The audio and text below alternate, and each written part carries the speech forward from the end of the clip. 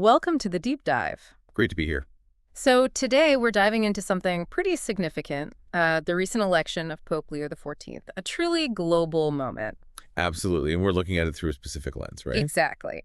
We have this one source. It's an interview clip from CBS News featuring California Congresswoman and Speaker Emerita Nancy Pelosi. Okay. And our mission really is to understand those initial reactions, especially Pelosi's thoughts, and maybe explore what they suggest about, where things might be headed. Sounds good. So first impressions, what jumped out from Pelosi's reaction? Well, the first thing she noted, interestingly, was the speed, how quickly the conclave reached a decision. Mm-hmm. That's often seen as a sign, isn't it? Perhaps unity or at least a strong consensus. Right. She definitely seemed to read it that way. Her immediate words were excitement, joy, love, gratitude. Yeah. Very positive, very effusive. And beyond the speed. She also highlighted the new Pope's background, being American, time spent in Chicago, but also significant experience in Peru. Ah, so that blend. American roots, but also a deep understanding of a different global context. Yeah, she seemed to think that combination, that sort of American and global viewpoint, was really important. And that makes sense. I mean, the Catholic Church is global, facing challenges everywhere. Having someone with that kind of firsthand experience in different cultures, that could be quite influential. Definitely. But then here's where it got really interesting, I thought. The name, Leo XIV. Right. Pelosi immediately connected that name, Leo XIV, back to Pope Leo XIII. Okay, so for listeners who might not have that history right at their fingertips, why is Leo XIII so significant? He reigned quite a while ago, right? Late 1800s into the early 1900s. Exactly, 1878 to 1903. And the connection Pelosi made, and the reason he's remembered, is largely because of his encyclical Rerum Novarum. Of New Things, Yeah. a landmark document. Totally. You could say it really kicked off modern Catholic social teaching. It tackled the huge changes happening because of the Industrial Revolution. So it feels like workers' rights. Yes. Big focus on that. The right to form unions, the need for fair wages, decent working conditions, but also the duty to care for the poor.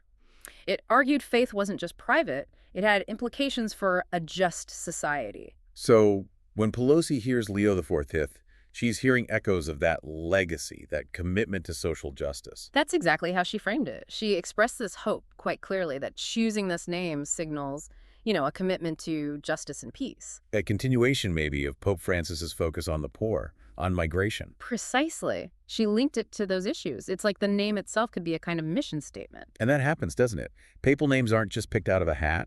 They often signal continuity or a desired direction connecting to a past pope's legacy. It's a powerful signal. Okay, so if that's the potential signal, how does it land politically? Especially, here in the U.S. The interviewer asked Pelosi about that directly. Yeah, the connection to current U.S. debate seems unavoidable, particularly around migration, which was obviously a big point of contention under the previous administration. Right. So how might this election influence things here? Well, the Catholic Church, its teachings, they do carry weight in American political discourse. Issues of social justice, human dignity, these themes resonate. A pope emphasizing them could certainly shape conversations, perhaps even influence Catholic voters or politicians. Pelosi seemed hopeful about that. She said she hoped American Catholics, even with the divisions we see, would be receptive to a message focused on justice, if that's what Pope Leo IV brings. Mm-hmm.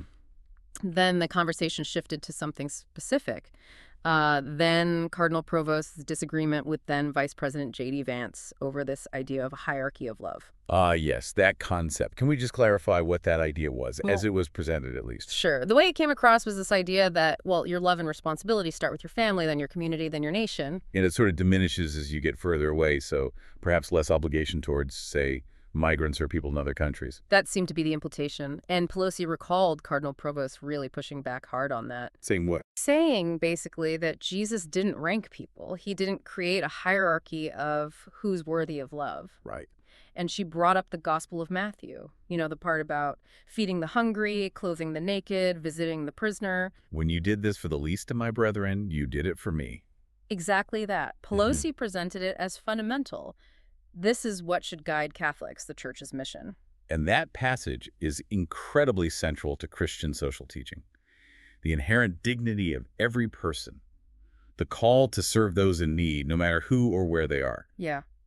She then mentioned something about past presidents Trump, Biden, Obama, and Vice President Vance making welcoming statements towards. Well, the source said Pope Leo XIII. Which has to be an error, right? Yeah. Leo III died over a century ago. Almost certainly an error in the transcript, or maybe a slip of the tongue. She must have meant their general rhetoric, perhaps about welcoming immigrants or refugees in the past, or maybe expressing a hope for how they'd engage with the new Pope, Leo XIV. That makes more sense. Likely, her point was about hoping for a continuation of, let's say, welcoming rhetoric from U.S. leaders towards the papacy and its potential focus. Okay, let's shift gears slightly. The interview also touched upon the Trump administration's proposed budget, the skinny budget. Right, the one with those significant proposed cuts to non-defense discretionary spending. Well, 23%, I think. yeah. And Pelosi was very critical. She connected it back to these values we've been discussing. Also, She basically argued that those kinds of cuts directly undermine social justice and caring for the vulnerable. She mentioned the impact on Medicaid, on kids, seniors needing long-term care, veterans, people with disabilities. so hitting programs that support marginalized groups. Exactly. And she framed it as a values issue. She said a budget should reflect a nation's values. And she saw these cuts, especially paired with tax cuts for the wealthy, as going against those core values. It highlights that fundamental debate about the role of government and what a budget represents. For Pelosi, clearly, it's a moral document. She even connected it back, implicitly maybe, to that hierarchy of love idea, suggesting cuts like these disproportionately harm those seen as, further down the hierarchy or outside the immediate circle. A rejection of the idea that some people are less worthy of support based on circumstance or distance. Right. Then there was a brief mention of potential tax changes for the wealthy under Trump, maybe raising taxes on higher earners or taxing carried interest. And Pelosi's reaction. Skeptical, I imagine? Very skeptical. She basically said, talk is cheap. Let's see the actual policy. A focus on actions over words. Yeah, and she argued that even if some taxes went up for the very wealthy, the proposed budget cuts would still hurt the middle class by taking away benefits they rely on and paid into. So seeing it as perhaps giving with one hand while taking away much more with the other. Pretty much. She did suggest, though, that maybe these kinds of statements about taxes meant the administration was feeling the pain, maybe sensing some public pushback on their economic direction. Interesting observation. Then the conversation turned to trade, specifically President Trump's comments about job losses. Which ones? The context was dock workers and truck drivers losing jobs because, with tariff threats, fewer goods were coming in. Okay. And Trump reportedly said those job losses were good if the U.S. was losing less money overall on trade. And Pelosi. She just slammed that perspective, called it illogical, lacking values. Her focus was clearly on the people losing their livelihoods. Again, that clash of perspectives. Yeah. Macroeconomic numbers versus the human impact on the ground. It echoes the Catholic social teaching emphasis on the dignity of work and the worker. Definitely. This led straight into talking about China. Pelosi has a long history here, right? Oh, absolutely. Decades of engagement and criticism on multiple fronts. She brought up trade imbalances, human rights, mentioning the Uyghur genocide, Hong Kong, Tibet economic fairness, security issues like technology transfer, a whole range of concerns. It's a complex relationship, and she approaches it from all those angles. Values are central to her critique. And she criticized the Trump administration's approach, specifically using unilateral tariffs against allies like the EU. Her argument being? That it was a missed opportunity. Yeah. That we should have worked with allies to present a united front to China on these issues, rather than picking fights with everyone. A multilateral versus unilateral approach. Right. She called for a policy based on values, one that promotes U.S. business but also ensures global safety. And she specifically mentioned needing to address China's role regarding Ukraine. So integrating economic, human rights, and security concerns. Yeah. Her assessment of the previous administration's strategy, not the best possible, and frankly, not effective.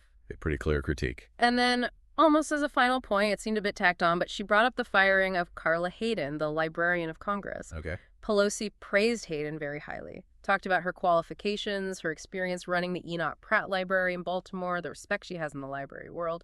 Pelosi even mentioned her own past as a library commissioner. So a personal connection and a deep respect for the institution and the person. Yes. And she called the firing shameful.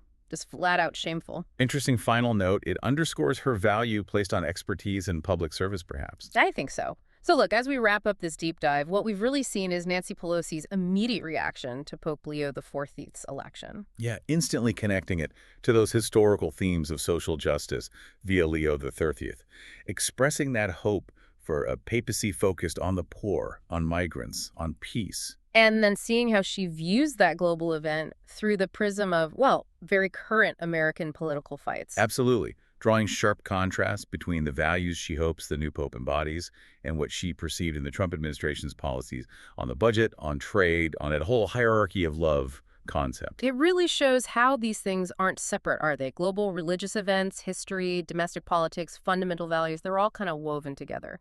Deeply intertwined.